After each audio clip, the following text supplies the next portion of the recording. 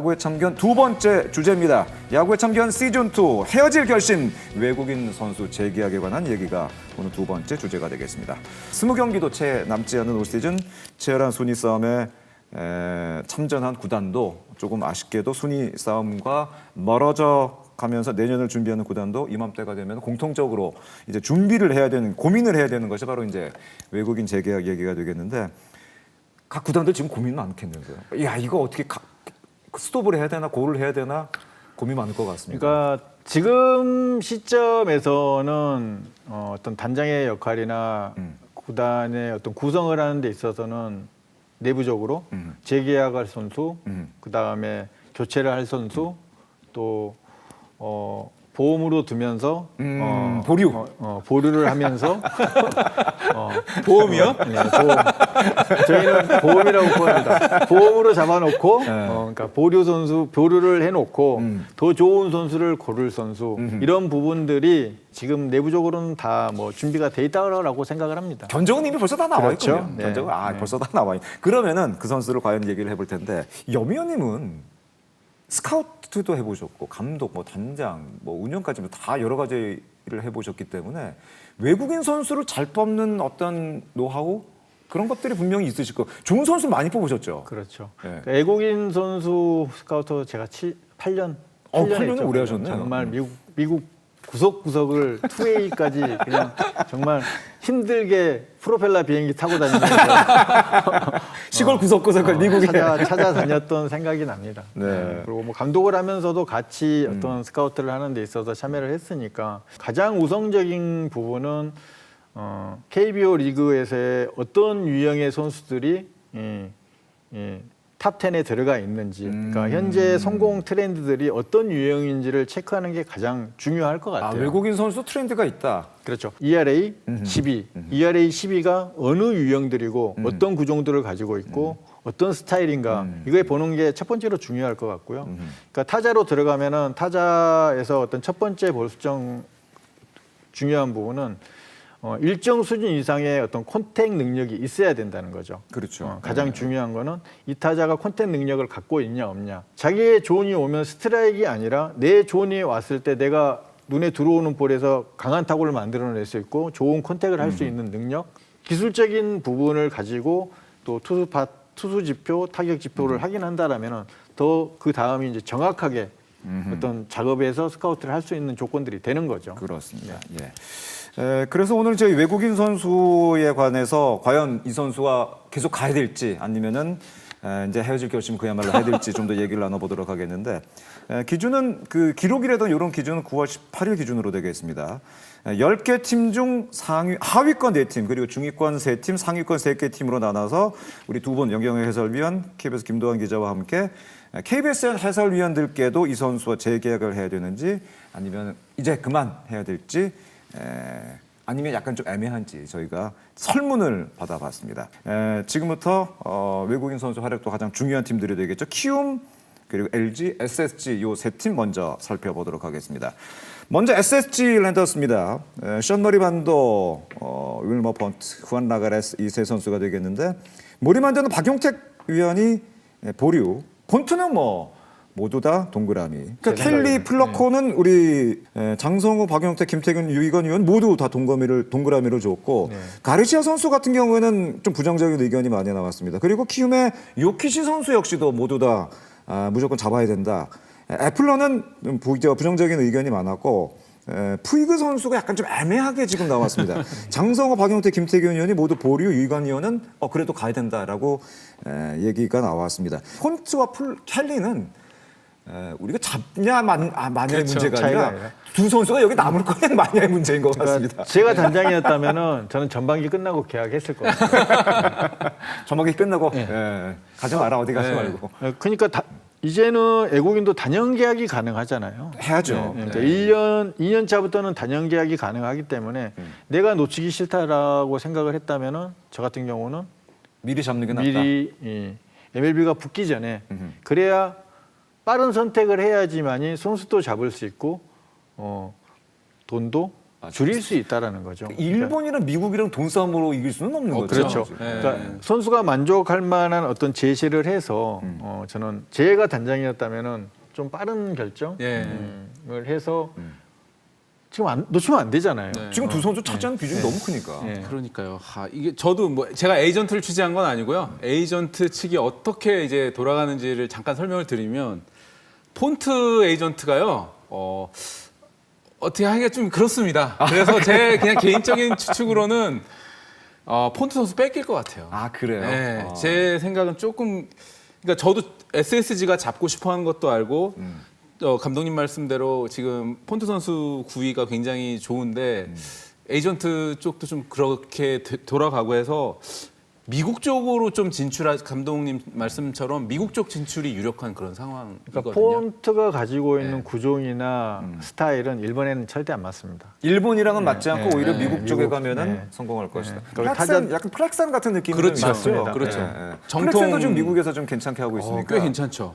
그러니까 켈리 같은 유형은 일본에 통할 수 있다라는 거죠. 그러니까 투수 유형에 따라서 켈리하고 폰트하고는 좀 더 다르거든요. 그렇죠. 그리고 스타일상으로 모리만도 선수는 지금 남고 싶어 하는데요. 아까 이제 감독님의 워딩을 그대로 쓰면 SSG가 보험용으로 할 가능성이 좀 있습니다. 그리고 모리만도 선수하고 다른 후보를 컨택할 가능성이 있지 않을까 저는 그런 생각이 들고 압도하는 유형의 투수는 아니죠.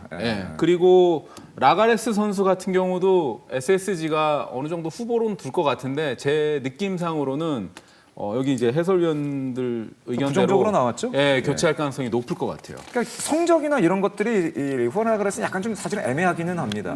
이게 사실은 이제 에이전트들을 통해서 분위기가 굉장히 전달이 되거든요. 라가레스 선수가 일요일 날 두산과의 경기 때 엄청난 맹타를 쳤거든요.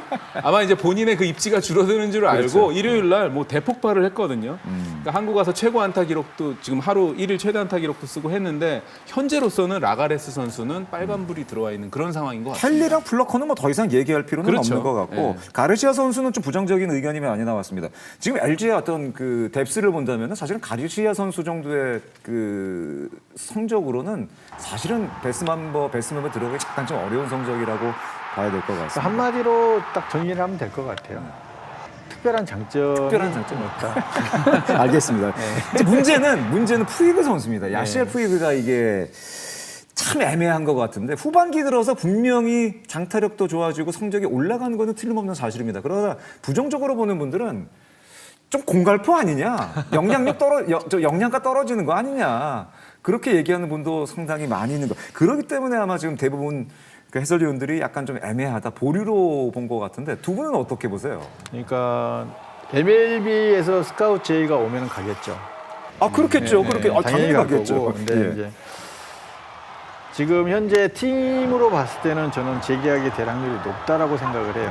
키움의 입장에서 봤을 땐 푸이그 정도는 그래도 잡아야 된다. 그러니까 제가 봤을 때는 지금 올 시즌을 통해서 KBO 리그에 어느 정도 적응을 하고 있고 또 적응을 하면서 좋아지겠다라는 저는 느낌을 가지고 있거든요. 아 그래요? 그리고 어떤 팀 케미 문제에서도 이정우 선수가 굉장히 잘 챙겨주고 또 둘이 가까이 하면서 팀의 어떤 문제되는 부분들이나 그런 행동을 했을 때 이정우 선수가 제어를 해주고 컨트롤을 할 수 있다라는 거 이런 부분도 굉장히 저는 좋게 생각을 하고 그러니까 기술적인 면에서도 올 시즌보다는 내년 시즌이 조금 더 저는 기대가 되는 느낌이 있거든요. 그래요. 네.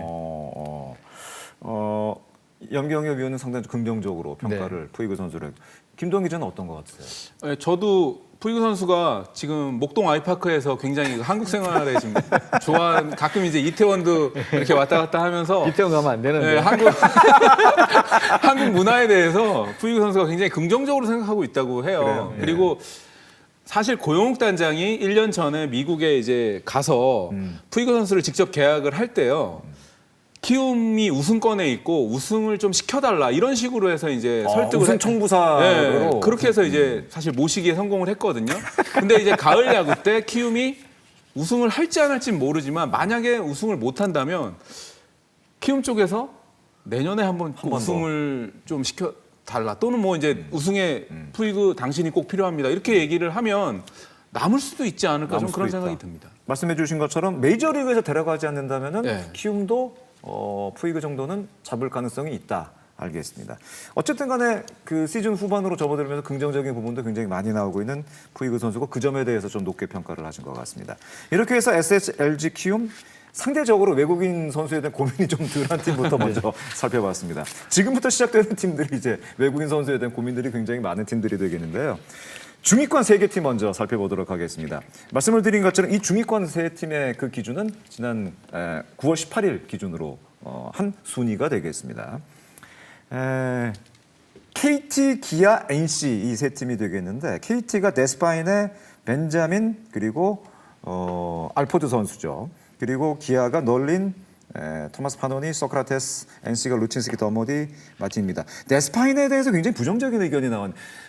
데스파인의 선수가 꽤 오래 한국 야구에서 적응을 했고 보여준 퍼포먼스도 굉장히 확실한 선수인데 데스파인의 선수에 대해서는 부정적인 의견이 나왔네요. 어떻게 보셨어요? 한계점에 도달했다. 한계점에 도달했다. 이제 할 만큼 했다. 네. 알겠습니다. 그 한마디로 되는 것 같네요. 예. 벤자민 선수는 박용택 위원은 부정적으로 그리고 알포드 선수에 대해서 김태균 위원과 유희관 위원은 좀 부정적으로 본 것 같습니다. KT는 로하스라든가 쿠에바스가 돌아올 가능성이 있을까요? 어떻게 보세요? 로하스가 돌아올 확률이 저는 가장 높다고 생각을 합니다.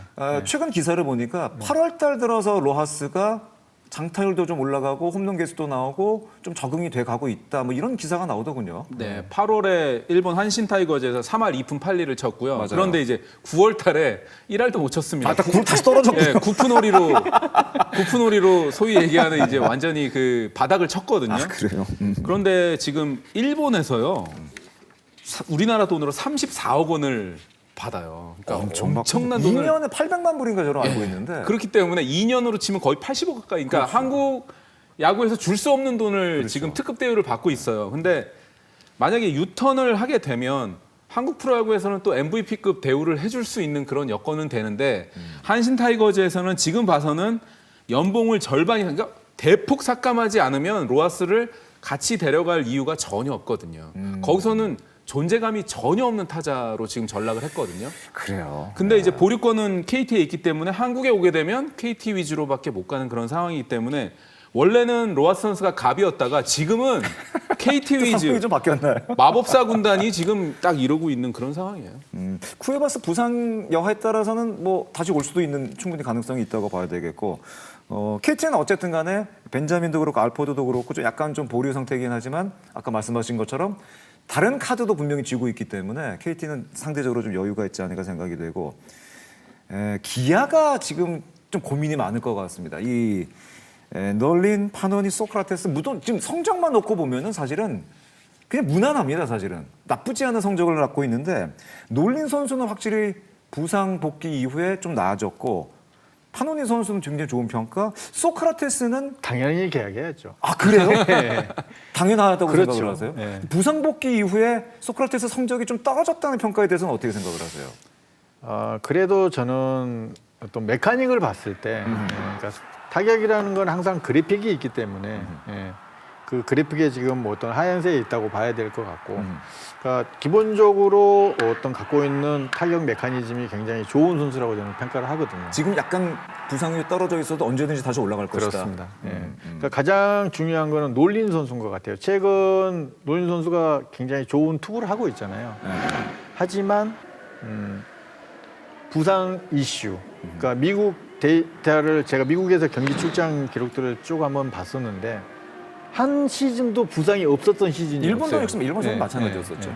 그렇기 때문에 그런 부상 이슈가 가장 재계약의 걸림돌이 될 것 같고 내년에도 분명히 문제가 생길 것이다. 문제가 생길 확률이 높은 선수라고 생각을 하기 때문에 저는 재계약을 안 할 확률이 높다고 저는 생각을 합니다. 근데 얼마 전에 기아 커뮤니티에서 아주 재밌는 글을 한번 본 적이 있는데 내년에 최원준 선수가 돌아오고 올해 황대인 선수가 물론 시즌 초반에 활약은 좋았지만 아직도 거포 일루수에 대한 갈증이 기아는 심한 것 아니냐.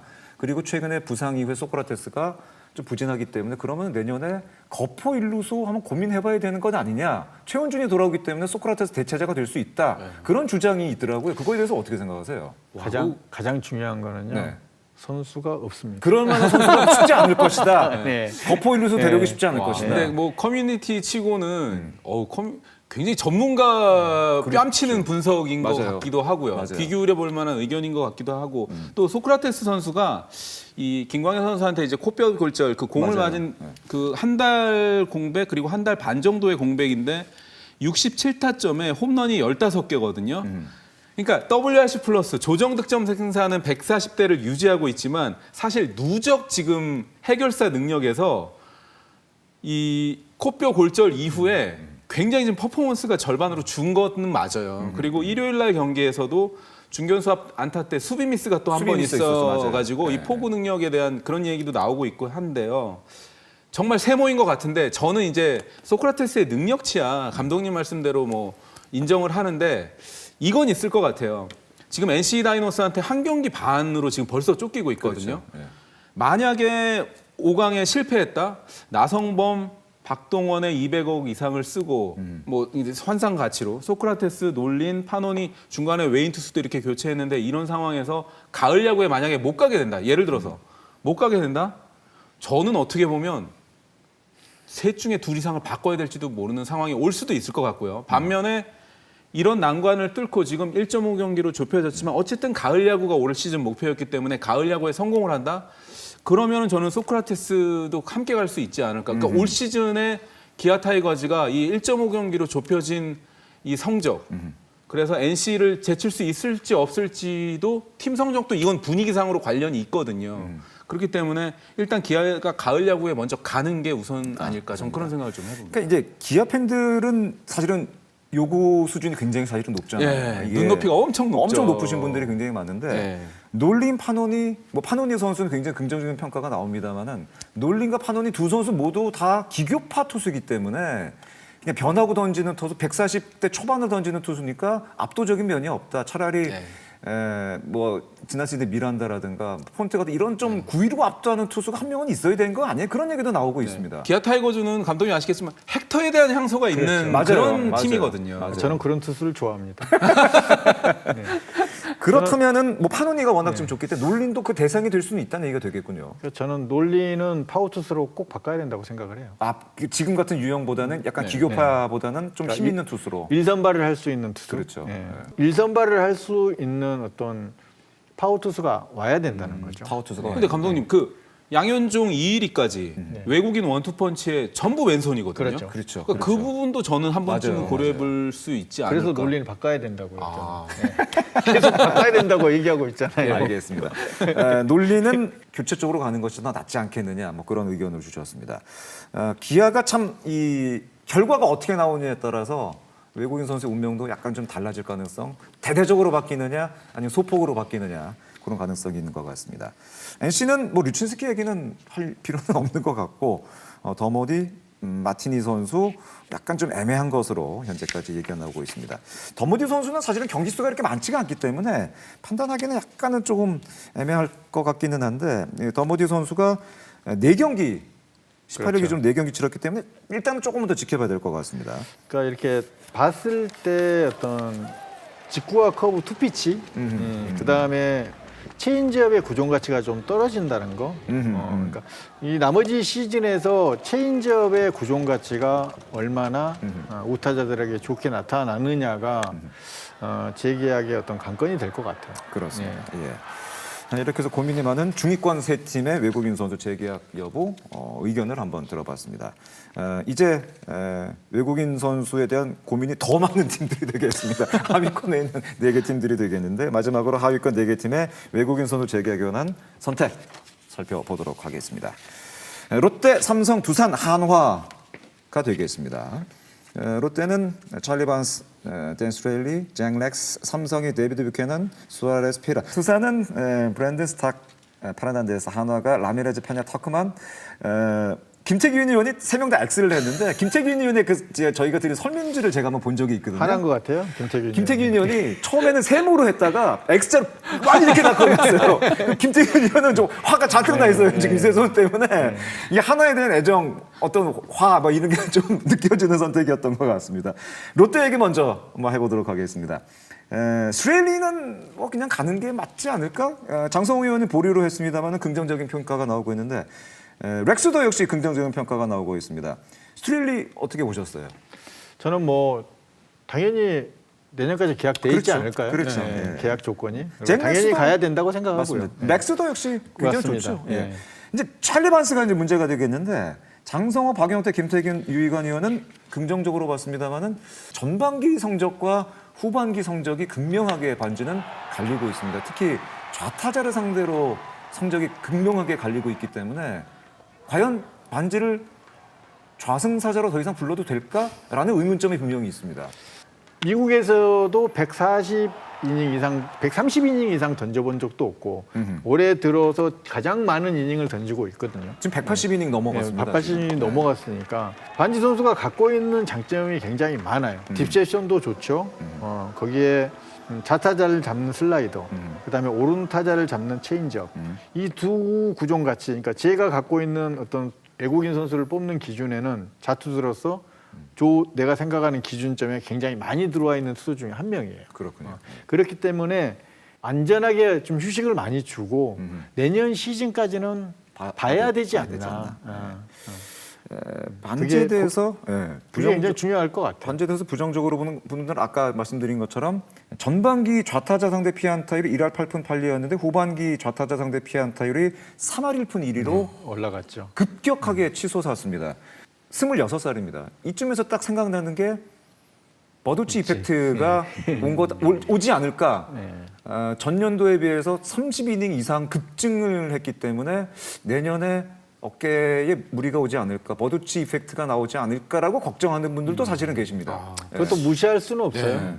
하지만 그래도 저는 1년을 더 가야 된다. 그러니까 지금 현재 어떤 MLB에서도 투수가 부족한 상태이기 때문에 어떤 반즈보다 더 나은 투수를 선택하기가 쉽지 않을 사실 것이다. 쉽지 않을 거라는 거. 그러니까 스트레일리가 없고 반지가 1선발을 한다라면은 저는 교체가 맞다라고 생각을 해요.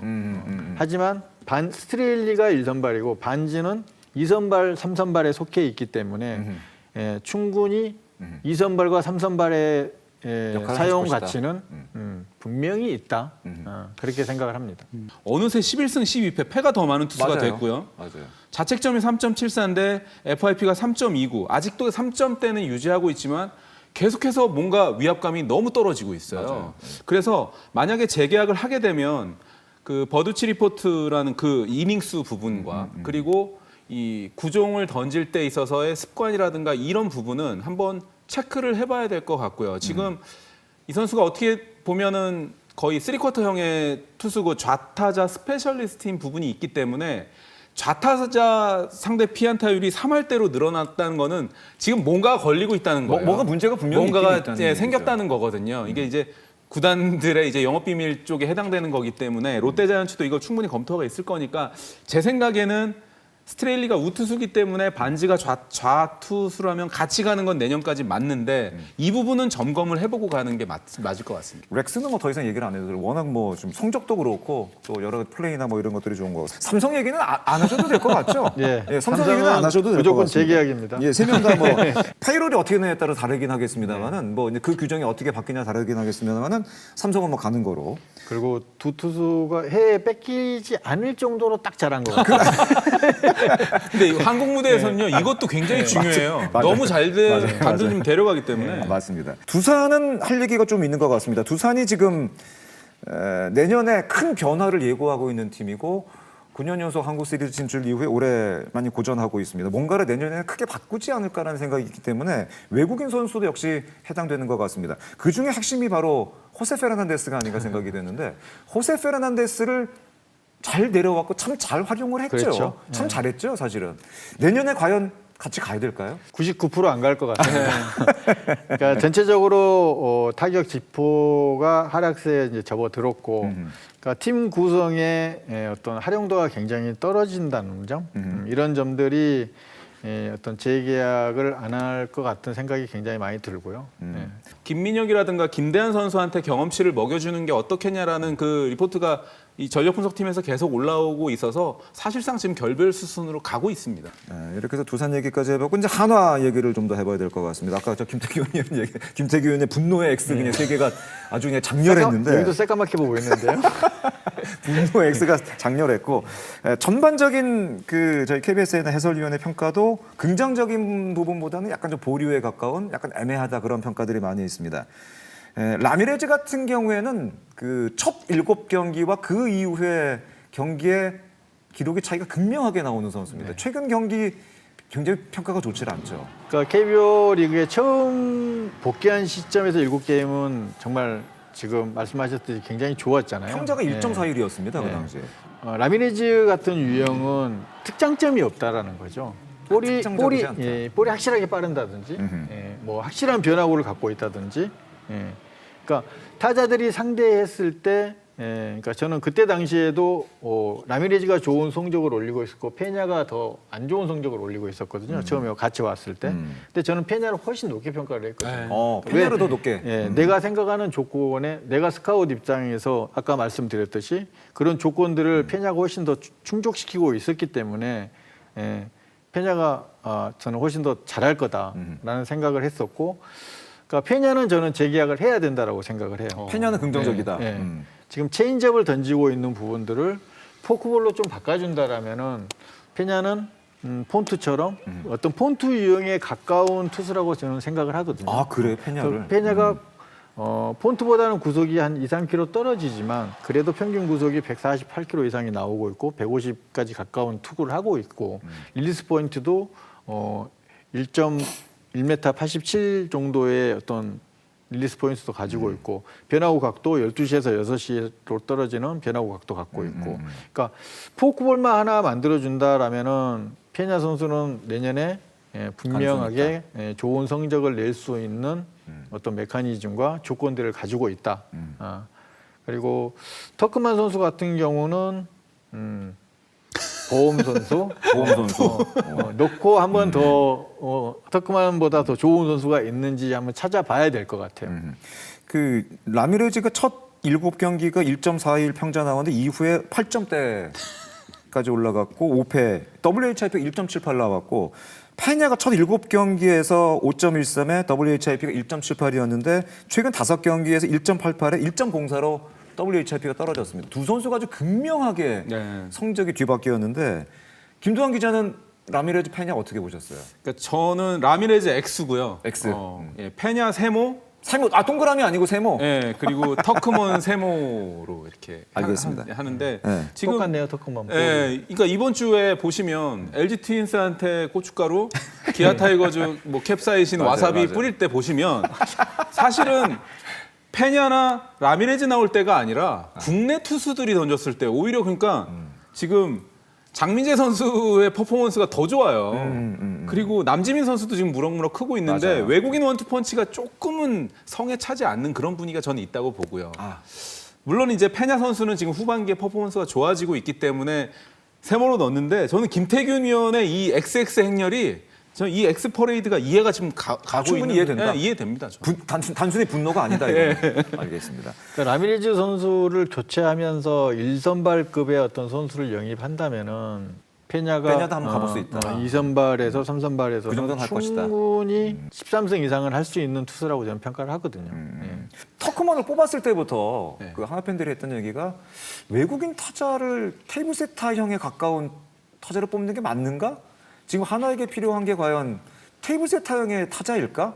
오히려 한 방에 있는 타자가 더 물론 한 방에 있는 타자 구하기 쉽지는 않습니다만은 그거에 대한 의문점이 사실 아직도 남아 있죠, 사실은 터크만은. 그러니까 저도 이제 뭐 제가 여러 번 얘기하지만 지금 한화 이글스 구단이 너무 조용해서 제가 취재를 못 하고 있는데 뭐 카톡의 일자가 지금 막 48시간 동안 안 지워지고 그러고 있는데요. 어쨌든 그 제 생각에는 지난해 외야 FA를 한 명을 샀었어야 돼요. 많이 나왔었죠. 외야 쪽에 좋은 선수 한 명을 샀었어야 되고 터크먼도 저는 거포형 외인을 영입했었으면 어땠을까 그런 생각이 들어서 터크먼도 지금 저는 세모인데 X에 가까운 세모예요.